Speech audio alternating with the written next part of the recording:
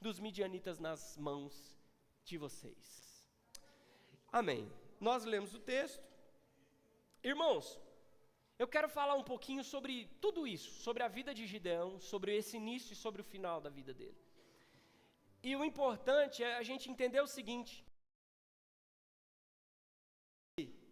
a gente decide acreditar ou não acreditar. Ou eu acredito ou eu não acredito. E é difícil acreditar, vou falar uma frase aqui que você precisa prestar atenção. É difícil acreditar que o problema da humanidade ainda hoje é acreditar. É difícil acreditar que o problema do mundo ainda é acreditar. Pastor, o que você está falando? Irmãos, o problema ainda é uma questão de fé. Crer no Senhor. Quantos estão aqui que creem no Senhor? Só que é o seguinte, irmãos, talvez nós pensamos que se tivesse mais milagres, o povo ia crer mais, sim ou não? Se tivesse mais milagre aqui na igreja, o povo ia crer mais? A gente acredita que se tivesse mais manifestação de Deus nos cultos, o povo ia crer mais, ia ter mais fé. E a gente acredita que se tivesse um avivamento aqui que tomasse todos nós aqui, da criança até o mais velho, a gente ia crescer a nossa fé, a gente ia crer mais. Ou a gente pode também entender que a falta do milagre, a falta do arrependimento, a falta do movimento, da cura, gera uma necessidade no homem de tal maneira que ele não tem mais em que crer, porque ele não consegue crer no dinheiro, não consegue crer no trabalho, ele não consegue crer na medicina, ele não consegue crer nada. Então a fé dele vai aumentar, porque ele não tem mais nenhuma alternativa. A única alternativa que ele tem é Deus. Então é duas maneiras que faz a fé aumentar. Ou quando você está no caos, você não tem solução para nada, então sua fé aumenta. Fala, não, só Ele pode fazer, eu vou buscar Ele pode resolver meu problema. Juiz não pode, advogado não pode, o médico não pode resolver. Então quem pode? A minha fé aumenta. Aumenta em quem? Nele, que Ele pode resolver, sim? Agora, quando eu vejo muito milagre, a pessoa levantando a cadeira de roda aqui, levantando e saindo, nossa, que as pessoas vão crer mais. Mas eu quero que você lembre algumas partes da Bíblia que não é bem assim. Olha para você ver uma coisa. As gerações que mais ouviram falar de milagres foram as gerações que menos acreditaram. Você pega a geração do deserto, com Moisés. Era milagre todos os dias. Na verdade, eles já acordavam com o maná caindo do céu. Que milagre melhor do que esse? Eles andavam com uma nuvem para não queimar do sol. De noite tinha uma coluna de fogo, o maná caía codorniz, tinha água seguindo eles, era uma rocha. A roupa não envelhecia, o sapato não estragava, crescia junto no corpo. Era um milagre incrível. E você observa que a Bíblia, ela diz que a maioria deles do deserto morreram no deserto. Eles não creram. Eles sabe o que eles faziam? Mesmo com esse tanto de milagre, eles murmuravam. Eles não estavam contentes. Eles viam o milagre, mas não acreditavam. E murmuravam. Quem não crê, murmura. Quem acredita, ele é grato. Só que nós vamos entender o que é crer e acreditar, porque é duas coisas diferentes. A geração dos profetas extraordinários, Elias e Eliseu, todos que acompanharam aquele povo, sabe o que aconteceu? Eles viram ressurreição. Os dois ressuscitou morto. Os dois fizeram multiplicação. Vocês sabem disso, vocês observam, mas foi a época que mais Israel se afundou na idolatria. Foi a época que Israel mais teve problema de fé. Vendo milagre, vivendo milagre. Outra geração foi os discípulos de Jesus. Os discípulos de Jesus não era milagre o tempo todo, andar com Jesus era milagre. E o apóstolo João escreveu no Evangelho de Jesus Cristo, segundo escreveu ele disse que se fosse anotar todos os milagres que Jesus havia feito, não caberia em todos os livros da terra. Então eles viveram muitos milagres, milagre da transformação, milagre Jesus andando sobre as águas, é o mar, ele acalmando o mar, é ele multiplicando pães e peixes, alimentando multidão, é expulsando demônio, é cego vendo, é paralítico levantando, é leproso sendo purificado. Mas você observa, irmão, que eles crucificaram Jesus. Todos viram, ouviram, viram Jesus sendo assunto aos céus. E eles crucificaram Jesus. Eu quero lembrar vocês que o problema da fé será um problema até que Jesus volte. O próprio Jesus disse que o grande dilema dos finais dos tempos, irmãos, o próprio Jesus disse isso. Que o grande dilema dos finais dos tempos não é se ele vai voltar antes do arrebatamento, no meio ou depois. O maior dilema que Jesus disse, ele indagou, o maior dilema, a pergunta que ele fez, está em Lucas 18:8, que está falando assim: digo a vocês que depressa lhes fará justiça, contudo, quando o Filho do Homem vier, será que ainda encontrará fé na terra? O dilema, irmãos, é acreditar. O dilema é a fé. Será que quando o Filho do Homem vier, ele vai encontrar fé na terra? A pergunta que eu fiz aqui para você e para mim é se nós cremos. E todos dizem que creem. Irmãos, observa uma coisa. Quanto mais informação nós temos, quanto mais milagres nós temos, por mais estranho que pareça essa fala minha, a fé ela vai se esvaindo. Ela vai embora. E o pecado dos últimos dias seria a apostasia. Os professores estão aqui, eles podem me falar, mas apostasia é deixar a fé. Abandono da fé. Pastor, eu discordo, eu não concordo com isso. Olha o culto hoje, olha o tanto de pessoa que tem. O culto está cheio.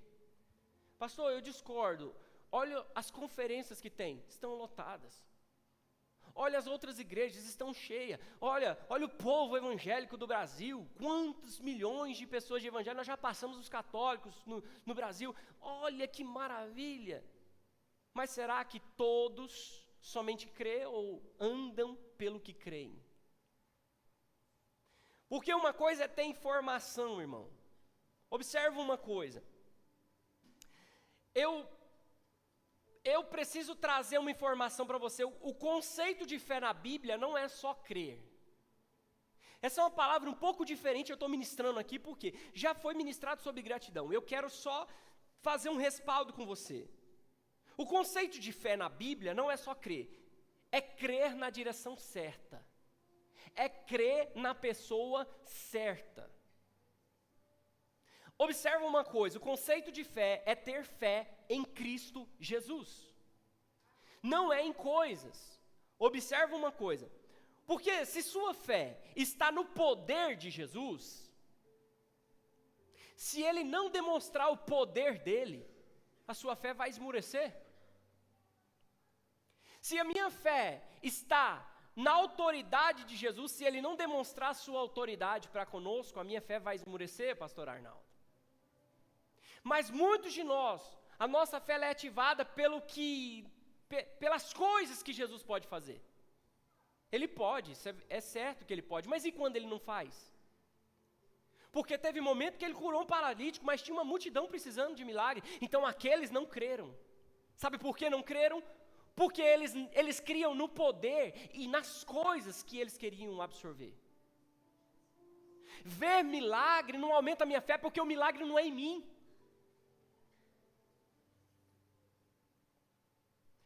Ver transformação na vida do Luiz, minha fé não aumenta, por quê? Porque a transformação foi na vida dele.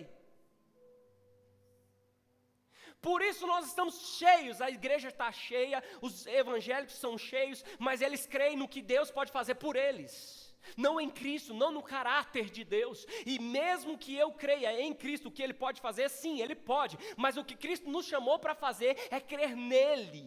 E Ele é suficiente, mesmo quando Ele não faz, Ele continua sendo Deus. Mesmo quando Ele não faz, a minha fé não é abalada, não é porque eu não estou no meio, não estou próximo, mas Ele é quem Ele é, e dele são todas as coisas, por Ele são todas as coisas, e para Ele são todas as coisas. Eu creio que Jesus é o Filho de Deus, eu creio que Ele pode fazer, mas eu não creio no caráter dEle. Eu creio no poder dEle. Eu creio na autoridade dEle. Mas e quando não tem o poder? Porque Jesus, Ele não demonstra. Por exemplo, nós podemos estar aqui, o manifestar de Jesus não está aqui.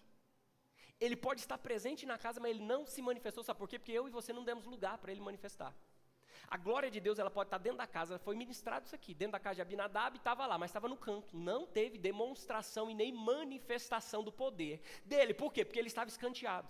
Mas na casa de Obed-edom, o geteu, aquele filisteu, um homem que não era um homem segundo o coração de Deus, mas ele colocou no centro, e no centro a manifestação de Deus. Então pode ser que nós entramos num culto como esse, e Jesus não se manifeste, porque ele não está sendo o centro do culto. Ele não está sendo o centro do culto. Em Oséias vai falar o seguinte, Oséias no capítulo 4, versículo 6, vai falar que o meu povo perece por falta de... Tá, mas na nossa geração hoje, 2024, dia 15/12 de 2024, teve algum tempo no mundo, em todos os séculos, que teve mais informação do que hoje? Então nós temos conhecimento ou não? Temos muito conhecimento. Então por que a fé está esmurecendo? Porque a fé não é em coisas, e nem no que Ele pode fazer. A fé é nele. Eu vivo por Ele, para Ele. Eu não vivo por mim, para mim, eu vivo por Ele, para Ele. É diferente, não vivo por mim, para mim, eu vivo por Ele, para Ele. E quando eu vivo por Ele, para Ele, independente se eu tenho pão, se eu não tenho, se eu tenho vinho, se eu não tenho, se eu tenho leite, se eu tenho mantimento, se eu não tenho, não importa. Se eu estou curado, se eu não estou, não importa, porque eu creio nele, Ele é vida, eu creio no caráter dEle, a minha fé é por Ele, eu ando por Ele, eu olho para o alvo, eu prossigo para Cristo, que é o prêmio da minha soberana vocação. Estou passando no vale, mas eu estou olhando para Ele. Eu estou sendo naufragado, estão batendo em mim, o inimigo está em cima de mim, eu estou sofrendo perseguição, mas eu estou olhando para Ele. Isso é fé. Aleluia. Então observa, você pode saber o quanto for, ter a informação que for, se não acreditar não fará sentido. A informação é uma coisa, pastor. Eu tenho uma informação que aconteceu isso, mas se eu não acredito nela, não faz sentido. O acreditar, ele só é pleno se esse acreditar virar uma prática. Eu estou tentando ser bem claro com os irmãos. Eu estou repetindo algumas palavras, talvez você fale, você está falando muito difícil. Não, eu estou tentando repetir em vários momentos para você entender. O ponto é, o acreditar, ele só vai acontecer de verdade, plenamente, inteiramente, quando o acreditar virar uma prática. Eu creio que Jesus é o Filho de Deus, mas eu não pratico. Eu creio que eu vou ser salvo por Ele, mas eu não ouço a voz dEle. Eu creio que vou ser salvo por Ele, mas eu não ouço a voz, eu não pratico o que Ele manda eu praticar. Então o que adianta? Você tem informação, mas você não pratica. E aí a Bíblia vai falar que Deus ama quem pratica a sua justiça. Não adianta confessar com lábio. Confessar com lábio é fácil. Eu aceito Jesus. Eu sou cristão, mas não age como? Não pratica. Então não é fé. É crença. Aí observe, irmão, se nós só cremos e não praticamos, a nossa fé é fé de demônios. O que é isso, pastor? Abre aí para nós, Tiago 2,19. Porque tudo que nós ministramos, nós temos que mostrar na Bíblia. Você crê que Deus é um só? Faz muito bem. Até os demônios creem e tremem. Até os demônios creem e estremecem. Então veja como é possível alguém crer, estremecer, mas não mudar de vida. Fé de demônio, pastor Arnaldo. Ele crê, estremece, mas ele não muda o caráter dele, porque ele crê no que Jesus pode fazer. Jesus é o Filho de Deus, eu estou aqui no meio da multidão porque ele pode me dar pão, eu estou no meio da multidão porque ele pode me curar. Mas você não está porque ele é o Filho de Deus, você está pelo que ele pode dar. Então você crê no que ele pode fazer, ele pode fazer, ele já deu provas de que pode fazer. Aí nós observamos que a fé sem obra é morta. Por que é morta? Porque o crer só é válido se ele se torna prática. Em João 3,16, observe esse texto, vocês sabem de cor. Sabe ou não sabe? Porque Deus amou o mundo de tal maneira que entregou o seu Filho unigênito para que todo aquele que nele sabe, tem informação, conhece. Não, a palavra fala crer. E crer é prática. Crer é prática. O problema, irmão, é crer. Porque se você acredita, você pratica. Se você pratica, você quebra ciclos. Se você quebra ciclos, você muda hábitos. E se você muda hábitos, irmãos, você começa a viver o que Deus tem para você viver. Não é muito difícil de entender. É fácil. O primeiro ponto dessa mensagem que eu quero que vocês entendam, e essa é uma introdução, porque nós vamos falar sobre Gideão. O primeiro ponto, eu creio em Cristo, no caráter de Cristo. Não precisa fazer sentido, eu só preciso crer em Cristo. Eu não preciso ver Ele, eu só preciso crer nele. No caráter dele, Ele é bondoso, Ele é maravilhoso, Ele é unigênito do Pai, Ele é um Deus forte, Ele é um Deus conosco, Ele é Emanuel, Ele é o nosso guarda de Israel, Ele é a porta das ovelhas, Ele é o pão da vida, Ele é a água, a fonte de água viva, Ele é a luz, Ele é a videira verdadeira. Em nós, irmãos, nós precisamos ser enxertados nele. O que o Senhor quer é que nós cremos no caráter dele. Esse é o primeiro ponto da mensagem. Então eu creio em Cristo. Eu creio nele. O segundo ponto é, por quanto tempo eu consigo continuar crendo nele? Esse é o ponto da mensagem. Porque uma coisa é crer em Jesus quando está difícil. E quando está tudo bom? Você lembra de praticar o que Ele mandou? Você lembra de trocar uma ideia com Ele? Por quanto tempo eu continuo crendo? Porque muitos de nós, até pastores, acostumam com o santo consagrado, já não tem mais intimidade com Deus, só abre a Bíblia para poder preparar a palavra. Irmãos, eu juro para os irmãos, eu estou em cima do púlpito, eu estou orando já tem tempo para falar, Senhor, o que eu vou pregar? Eu não sei o que eu vou pregar, não sei. E eu estou labutando. Aí veio um, pregou sobre gratidão, falou sobre Paulo. Aí o outro foi, falou sobre a Maria. Aí o pastor Tito foi e falou sobre os leprosos, que é um texto muito importante na gratidão. E eu falei, o que eu vou pregar? Vou falar o que, Jesus? Aí hoje de madrugada eu orei, aí acordei, não consegui dormir mais. Eu falei, Senhor, Espírito Santo, me fala o que é para falar, o que é para pregar, o que é para pregar. E ele não falou nada. Não falou nada. Aí teve o aniversário do meu sobrinho, nós fomos para lá. Eu falei, agora não vai dar mesmo, porque eu não vou ter tempo para preparar a mensagem. Só que aí, no último do segundo tempo, Deus falou, Ofra, lugar de gratidão ou ingratidão?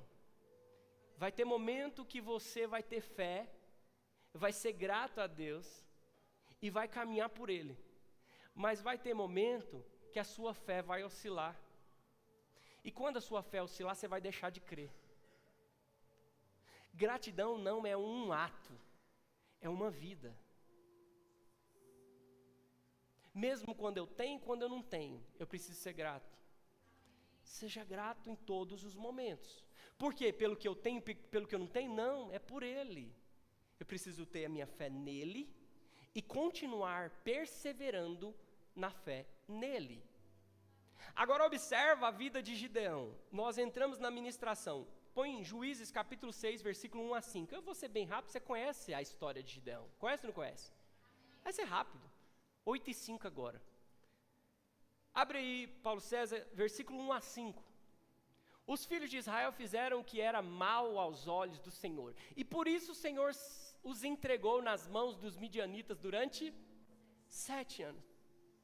O período de cativeiro desses aqui não foi muito grande, foi ou não foi? 7 anos só, né? Só que foram intensos. Muito intenso. Observe uma coisa. Aí versículo 2. Os midianitas prevaleceram contra Israel. E por causa dos midianitas, os filhos de Israel fizeram para si as covas que estão nos montes, as cavernas e as fortificações. Eles tiveram que sair das suas casas, sair das suas cidades, ir para as cavernas. Olha lá, vamos lá. Versículo 3. Porque cada vez que os israelitas semeavam, os midianitas, os amalequitas e os povos do Oriente os atacavam. Olha esse versículo 3 que interessante. Eles estavam sofrendo perseguição 7 anos. Foi uma perseguição contínua? Não. Era uma vez por ano. Você acredita? Os povos sabiam que era muito forte e deixavam eles produzir. Tanto é que o texto vai falar que eles plantavam. Só que quando eles plantavam, presbítero Luiz, eles plantavam lá tudo. Plantava a vinha, plantava o trigo, estava plantando durante o ano inteirinho. Ele falou assim, agora nós vamos colher, pastor Arnaldo. Agora chegou a hora da colheita. Bem na hora da colheita, eles vinham como uma nuvem de gafanhoto. Quantos aqui tem menos de 30 anos aí? Levanta a mão. Menos de 40, levanta a mão. Tem um desenho, um filme de criança que chama Os Insetos. Já viu? Vida de inseto. E é mais ou menos isso. Talvez alguém assistiu. Alguém assistiu? Já diga glória a Deus aí. Quem não assistiu, assista. Eu acho que eles tiraram o filme desse texto aqui. Eles produziam, era formiguinha, produzia. E quando eles iam fazer a colheita, vinham os gafanhotos. Os gafanhotos vinham brutal assim, ó, grandão, pesadão, vinham voando, barulhão. Levava tudo. Eu dava uns tapas na rainha lá. Na rainha mãe das formigas. Irmãos, e eles ficavam nesse jugo, que é um jugo. Sabia que tem muita gente dentro da igreja aprisionado, produzindo, ele semeia, ele levanta, ele ora, ele pede, ele faz, Deus faz chover, tal, mas ele está num jugo. Aí na hora que ele vai colher, o devorador vem e você fala, não, eu vou de novo, vou plantar de novo, porque eu sou perseverante. Mas na verdade tudo era um princípio. Porque quando nós seguimos princípios, ouvimos a voz dele, nós não sofremos, não somos julgados pelo diabo, nós não somos mais escravos de Satanás. Agora o Senhor está conosco, Ele nos protege, Ele nos guarda, Ele nos livra. O problema é que nós queremos servir a Deus do nosso jeito, mas Jesus está falando, ei, olha para mim, tem princípios a ser seguido, e um dos princípios que Jesus quer é gratidão. Gratidão, o seu tempo pode servir como honra, como gratidão ao Senhor, o seu tempo. Quanto tempo você teve com o Senhor hoje? Quanto tempo você teve com o Senhor essa semana? Quanto tempo você cultuou? Quanto tempo você ouviu uma palavra? Quanto tempo você abriu a sua Bíblia ou só foi aqui? Ou aqui você nem abriu, só está olhando o telão? Quanto tempo faz que você não quer intimidade comigo mais? Você só tem informação. O ponto é que nesse contexto, os midianitas estavam oprimindo o povo de Israel. Oprimindo. 7 anos, mas todo final de ano vinha o devorador. Levava tudo. Só que Deus mandou um profeta lá falar. Agora, vamos caminhar. Olha o versículo 4. Acampavam em Israel, destruindo os produtos da terra, até a vizinhança de Gaza. E não deixavam em Israel sustento algum, nem ovelhas, nem bois, nem jumento. pois vinham com seu gado e as suas tendas como uma nuvem de gafanhoto. Eram tantos que não se podiam contar, nem a eles, nem aos seus camelos, e entravam na terra para destruir. Então foram 7 anos de jugo, nuvem de gafanhoto. Eles plantavam e o inimigo levava tudo. Era uma crise, estava uma crise instalada. Irmãos, esse povo aqui conhecia Deus, sim ou não? Quem que apresentou Deus para eles?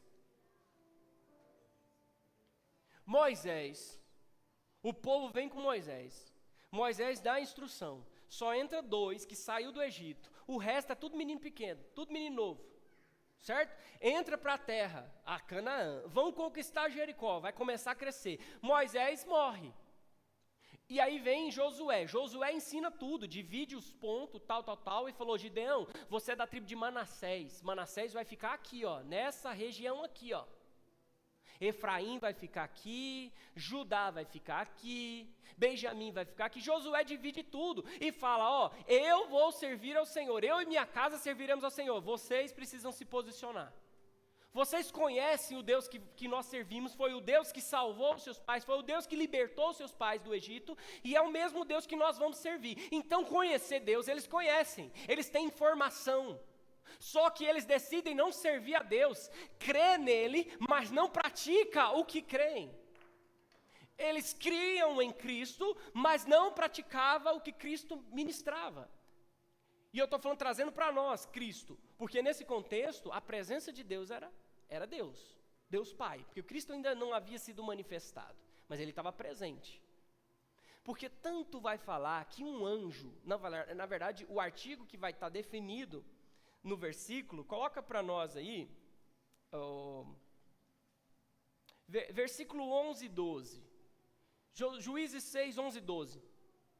O artigo definido, era como se fosse uma teofania. Eu falei certo, pastor? Teofania é uma aparição de Deus? Uma teofania. Ou seja, o anjo. Não um anjo qualquer, mas o. Olha lá, então o anjo do Senhor veio e sentou debaixo do carvalho que está em... Onde que é que está? Ofra. E aí, que pertencia a Joás, da família de Abiezer, Gideão, filho de Joás, estava malhando trigo no lagar, para o pôr a salvo dos midianitas. Percebe uma coisa, o anjo pousa, o anjo chega e senta debaixo do carvalho, pronto, o anjo está aqui. E quem é que está aqui malhando trigo? Gideão. Agora vai para o versículo 12. Gideão não tinha visto o anjo ainda. Porque agora, então, o anjo do Senhor o anjo estava lá, só que Gideão não tinha visto. Tem momento na nossa vida que Deus está sondando. Deus está te vendo. Já pensou se Gideão está aqui? Miséria, canseira de esses filhos do cão, esses Nabucodonosor. Você já pensou? Deus está só te contemplando. A Bíblia diz que os olhos deles estão sobre a terra a procurar. Pessoas que estão querendo o que ele pode dar ou que estão querendo intimidade com ele. Mas muito bem, Deus levantou um juiz, ele é um juiz. E aí ponto. Então um anjo do Senhor lhe apareceu e lhe disse: o Senhor está com você, homem valente. Está é um pronome temporal, ele está agora. Porque se ele falasse é para sempre. Ele está falando está, porque ele estava lá mesmo. Observa o texto. Ele está com você, homem valente. Ponto. Vai. Vamos para o versículo agora, só para a gente entender um pouquinho aqui. Põe no versículo 24. Versículo 24 vai dizer assim: então Gideão edificou ali um altar ao Senhor e lhe deu o nome de... O Senhor é paz. Até o dia de hoje, esse altar está em... Ele levantou um altar, irmão. Sabe por quê? Porque eu pulei do 12 para o 24. Mas nesse meio, ele faz prova com o anjo. Fala, se é tu mesmo, se é você mesmo, Senhor, deixa que eu vou lá, eu vou ali preparar uma oferta de honra, de gratidão. Pelo que o Senhor fez? Não.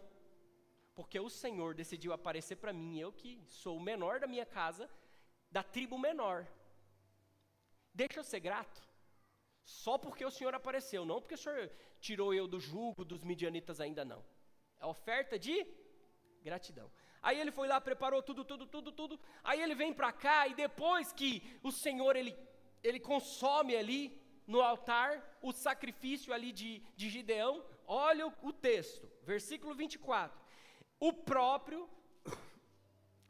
Gideão levanta um altar, não é sacrifício, é um altar de adoração, percebe o texto? Ele prepara e fala assim, o Senhor é paz, ele levantou um altar, ponto, vamos continuar lendo, que pertence à família de Abiezer. Agora, versículo 25, naquela mesma noite, o Senhor disse a Gideão, olha para você ver, ele prepara um altar, e na mesma noite o Senhor diz para Gideão o seguinte, leve o touro que pertence ao seu pai, a saber, o segundo touro de 7 anos, e derrube o altar de Baal, que é do seu pai, e corte o poste da deusa Acera, que está junto ao altar. Primeira coisa, ele levantou um altar, sim ou não? No versículo 24. No versículo 25, o que Deus está mandando ele fazer? Derrubar o altar. Não esse, o altar de Baal. Percebe que tem 2 altares levantados? Deus, ele não vai agir enquanto nós estivermos adorando a 2 deuses. Primeira coisa, eu preciso levantar um altar. Muitos de nós não temos esse altar de pé. Nós não damos vida no altar. Nós não estamos gastando tempo para ter intimidade com Ele, acreditando nele. Nós só queremos tirar. Mas o que o Senhor está falando? Construa um altar. Ele construiu um altar. Ponto. Agora, derruba o altar de Baal. O que é Baal, irmão? Baal é dinheiro, é Deus, é uma ocupação no seu coração. Alguma coisa está ocupando seu coração. Alguma prioridade está tirando a prioridade de Cristo. Alguma coisa está tirando o lugar de Cristo e Ele não divide a glória dele com ninguém. Aí, irmãos, observa o versículo 26, vamos lá.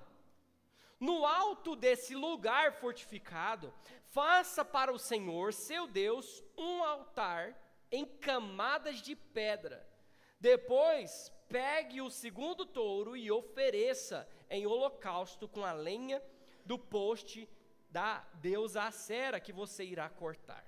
Então Deus quer que derrubamos esses altares e levante outro altar de sacrifício. Altar de adoração não tem sacrifício. Altar de sacrifício tem um touro em cima do altar. Por quê? Deus precisa de touro? Deus precisava dos 20 quilos de farinha que ele entregou? Gratidão, Deus não pediu. Aqui Deus pediu. Então, você tem que observar o que Deus está fazendo. Deus, ele agrada de sacrifício. Só que eu só posso sacrificar quando eu entendo que antes de sacrificar, eu preciso levantar um altar da adoração, reconhecendo quem Ele é. Depois que eu reconheço quem Ele é, que é um altar da adoração, agora eu sirvo a um Deus, eu obedeço a um Deus, a minha fé está no Criador, a minha fé não está em coisa, no que Ele pode fazer, mas a minha fé está no caráter dEle, eu levanto a adoração dEle. Quando eu levanto a adoração, minha mente se abre e fala, peraí, eu não posso adorar 2 deuses, a 2 senhores, então minha visão, eu tenho visão, eu consigo enxergar agora, eu consigo enxergar, e quando eu consigo enxergar, eu levanto a adoração, levantei, tenho visão espiritual, a partir de agora eu estou olhando, o que está de errado aqui? O que tem de errado na minha vida? O que eu estou fazendo de errado que eu não conseguia ver? Mas tem um altarzão bonito lá, para Deus Acera e para Deus Baal, lindo, maravilhoso. Eles conheciam Deus, sim ou não? Era da tribo de Manassés, sim ou não? Era. Conheceram Josué, sim ou não? Mas estão cegos espiritualmente, e tem muita gente dentro da igreja cega espiritualmente, está vindo atrás do que Deus pode te dar, mas o Senhor está falando, agora eu preciso que você me adore de verdade, não adore o que eu posso fazer, mas me adore quem eu sou. E a partir desse momento, eu vou mostrar para você o que você precisa quebrar dentro da sua casa, dentro da onde você pisa, aonde você toca, o que você vê, o que você fala, o que você anda, os lugares que você acessa, a prioridade que você está fazendo, os deuses que você está adorando, os deuses que você está levantando. Tá tudo bem, se você não tiver visão, você não entendeu, ainda é um processo. Deus ainda vai deixar você mais 7 anos, todo ano o devorador vem. Todo ano é uma luta, todo ano é uma reclamação, todo ano é murmúrio, é murmuração, isso não agrada a Deus. Não agrada a Deus. Então é uma sequência. Aí Deus fala, e aí ele faz o que Deus manda. Observe, irmãos, que Israel tinha um grande exército. Agora que ele teve essa intimidade com Deus, que ele levantou a adoração, ele deu gratidão, levantou a adoração, quebrou o altar, levantou outro altar de sacrifício, agora ele vai. E quando ele vai, Deus está com ele. Ele está ouvindo a voz de Deus. Você percebeu que Gideão não tinha intimidade nenhuma, agora ele consegue ouvir audível Deus? Você consegue entender que Gideão agora está falando assim, nossa, Senhor, ele nem estranha. Já viu ele estranhando, ficando com medo? Oh Deus, o que é para fazer? É para você descer. Você está com medo ainda? Estou. Então vai lá, desce lá, ouve o que eles estão falando. Quando você subir, eu vou te dar novas orientações. Aí ele desce e vai, e ele escutando a voz. Nossa, estou corajoso. Deus, o que nós vamos fazer agora? Nós somos só 300.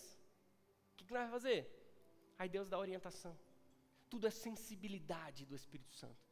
Você quer ter intimidade com Deus? Você quer prosperar, você quer sair desse jugo que foi 2024, quer sair desse ciclo de derrota, de problema, de situação difícil, é briga, toda hora tem briga com a esposa dentro de casa, isso é normal? Toda hora tem um problema, toda hora o diabo levanta, toda hora o meu carro quebra, toda hora eu tenho um problema. Irmãos, destrava o mundo espiritual e enxerga o que está acontecendo. Deus não vai agir em lugar bagunçado, Deus não vai fazer milagre em local que não dê glória ao Deus que merece glória. Não vai ter, irmãos. Eu sinto em dizer, não vai ter. Você pode capingar, você pode ser povo de Deus, escolhido, você pode ser da tribo de Manassés, Benjamim, você pode ser qual a tribo que for. Você pode conhecer a Deus, você pode crer em Deus e estremecer diante de Deus, mas se você não praticar, e se você não colocar ele em prioridade no seu coração, infelizmente, você vai ficar patinando em ciclos viciosos, onde você levanta e cai, onde você levanta e cai, e até assim, até a volta do Senhor. Mas será que quando ele voltar ele vai achar fé? Porque fé não é crer e estremecer, fé é praticar. Todo aquele que nele crê, crer não é acreditar. Crer não é só, eu sei que Jesus é o Filho de Deus porque historicamente ele existiu mesmo. Crer é ouvir a voz dele e falar assim, aquele que ouvir a minha voz e praticar, será salvo. E aí observa uma coisa, para a gente finalizar essa mensagem, 8:23. Depois, Gideão, põe no 18 e o 19, por favor. Olha para você ver, Gideão foi chamado, sim ou não? Foi. O anjo chegou, ele teve intimidade com Deus, sim ou não? Ele estava trabalhando, ele estava à toa. Ele não deixou a opressão do inimigo virar uma depressão. Está entendendo a palavra? Ele não deixou a opressão virar depressão, ele estava trabalhando. Mas você não sabe uma coisa que aconteceu. Uma coisa que aconteceu em Juízes 8:18. Põe 8:18. Olha uma coisa que eu vou te revelar aqui. No texto, né? Lógico. Naqueles dias, não havia rei em Israel. E a tribo dos danitas estava procurando um território para morar. Não. 8:18, Paulo César. Amém. Depois perguntou a Zeba e a Salmuna, como eram os homens que vocês mataram em Tabor? Como eram os homens de lá? Gideão está perguntando. E eles responderam, como você, assim eram eles. Cada um se parecia como um filho de rei. Versículo 19. Gideão disse, eram meus irmãos, filhos de minha mãe. Não era irmão de tribo. Eles eram irmãos, filhos da minha mãe. Tão certo como vive o Senhor, se vocês tivessem deixado com vida, eu não mataria vocês. Esses 2 versículos estão mostrando que o Gideão, ele está malhando o trigo, sendo oprimido. Ele é o menor da sua casa. E ele não está falando que ele é o menor porque ele é o menor em estatura e o menor em idade, não. É porque não tem mais.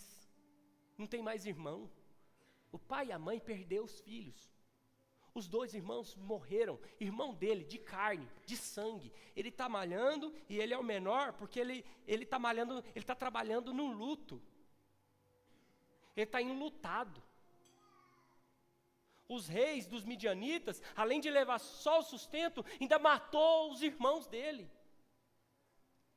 Isso, irmãos, isso me ensina demais, porque o luto faz a gente desistir.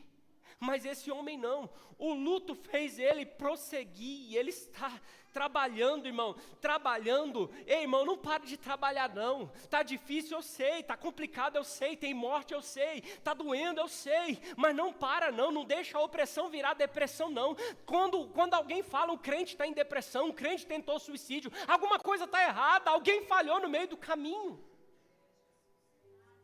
É um povo que tem um Deus, mas não conhece o Deus. Tem um Deus, mas não anda por Ele. Tem um Deus, mas não segue os mandamentos dEle. Não ouve a voz dEle. Não enxerga a visão dEle.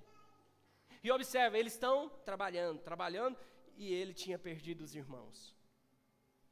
Só que, irmãos, tem luto, mas eu caminho pela fé. Eu ando pela fé. Eu sou grato e mesmo nos momentos de luto. Eu sou grato em momentos de dificuldade. O total daqueles homens era 32 mil. Depois ficou 22 mil, os medrosos foram embora. Depois ficou 10 mil, porque 22 mil foi embora, ficou 10 mil. Aí agora, irmãos, quando ele fala, vamos beber água, ainda é muito. Porque Deus não queria que trouxesse a tribo de Efraim, que era uma tribo muito forte. Por quê? Porque a honra e a glória era para o Senhor. Um exército numeroso. Os camelos deles eram como a areia do mar. Deus ia ser glorificado através da vida de Gideão. Sim ou não? Sim. Só que observa uma coisa, irmãos. Ele vai e fala assim, bebe água. Aí os 10 mil vai beber água. Só que só 300 leva água na boca. Significa que ele está com a cabeça levantada. Quem abaixa a cabeça se curva frente ao sistema. Quem abaixa a cabeça, ele fica desprotegido.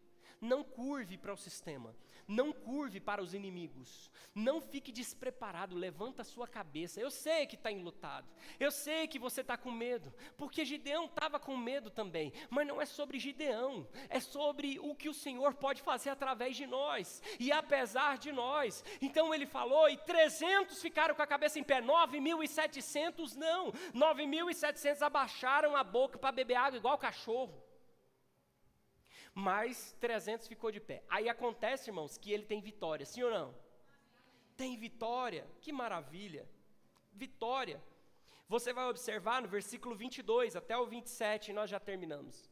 Põe aí para nós, Paulo César. Capítulo 8, versículo 22 ao 27, eu vou ler e nós vamos embora. Amém? Então, os homens de Israel disseram a Gideão, domine sobre nós, depois que ele venceu.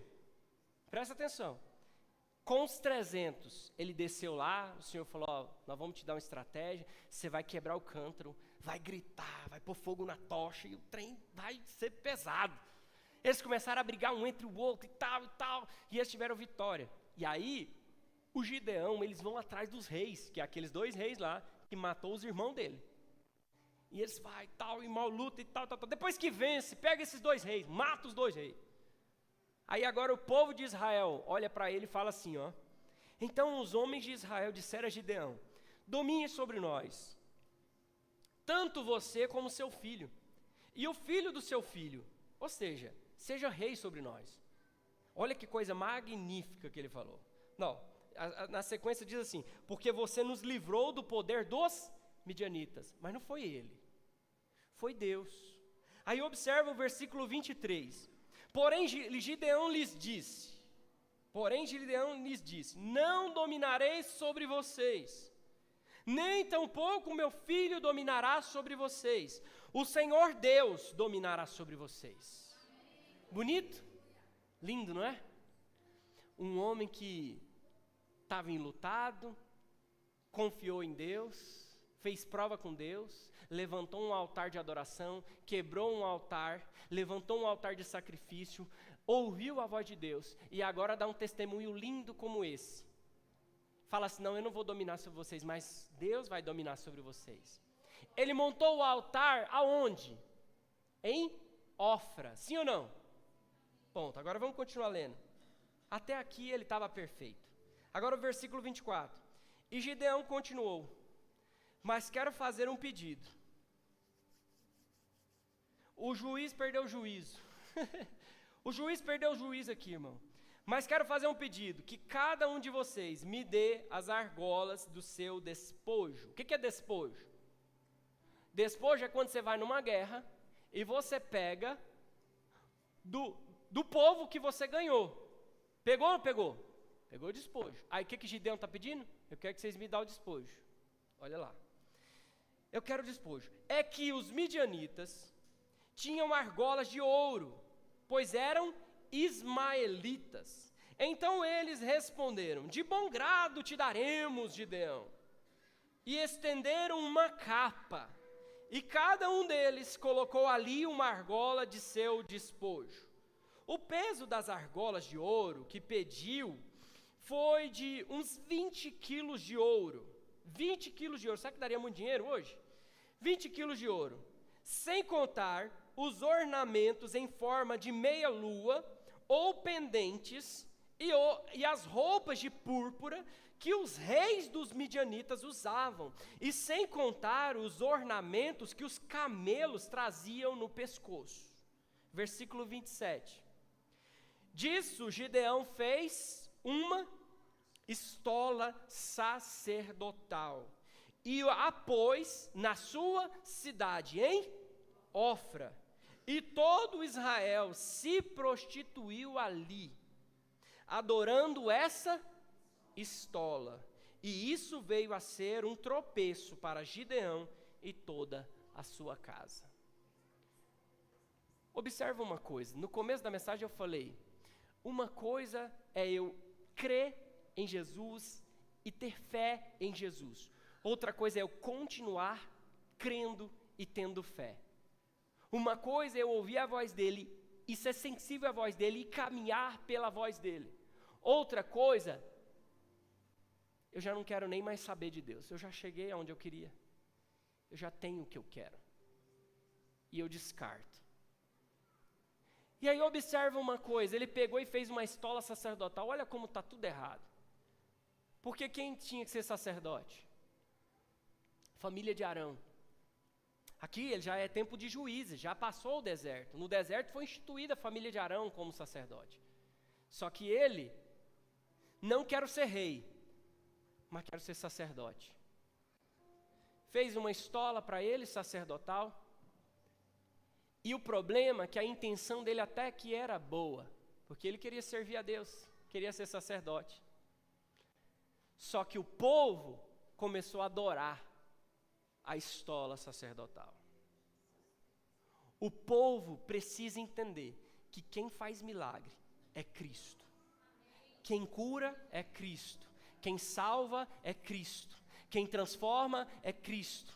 Quem cuida é Cristo. Quem dá sustento é Cristo. Quem te fortalece é Cristo. Quem te dá alimento é Cristo. Então feche os seus olhos nesse momento. Eu queria que você entendesse que a palavra que você está recebendo hoje não é o pastor Léo, não é a estola, não é o paletó, não é o microfone, não é a gravata, não é quem sobe, quem desce, é o Espírito Santo de Deus está falando: ei, olha para mim.